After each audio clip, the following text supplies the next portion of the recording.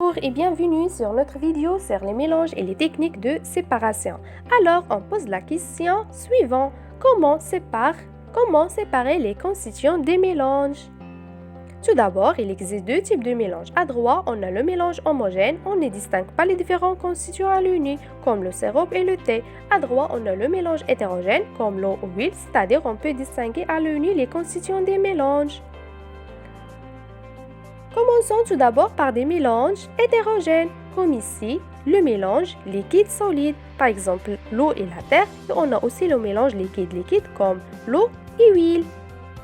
Première méthode de séparation des mélanges hétérogènes, c'est la décantation qui permet de séparer l'eau et la terre. Le liquide qui s'éclaircit progressivement car il est comporte de moins en moins de particules, les moins denses sont plus lentes à se déposer au fond du récipient, on voit bien les deux couches.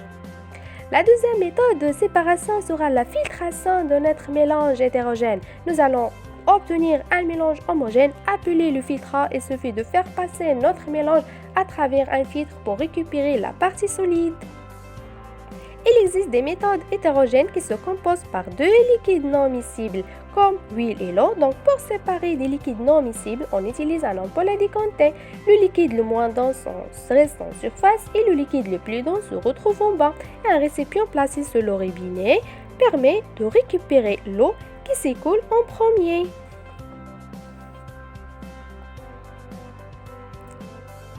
Mais maintenant, nous allons comment séparer les mélanges homogènes, par exemple l'eau et lait, ou bien l'eau et le sirop, ou bien l'eau et le thé.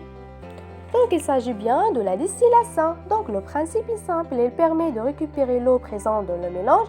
Elle repose sur deux changements d'état inverse, la vaporisation et la liquéfaction. La vaporisation de l'eau permet de séparer l'eau sous forme de vapeur du reste du mélange l'eau et ensuite se récupérer sous la forme de liquide par liquéfaction en contact d'une surface froide. Le liquide récupéré après distillation est appelé un distillat. Merci pour votre attention.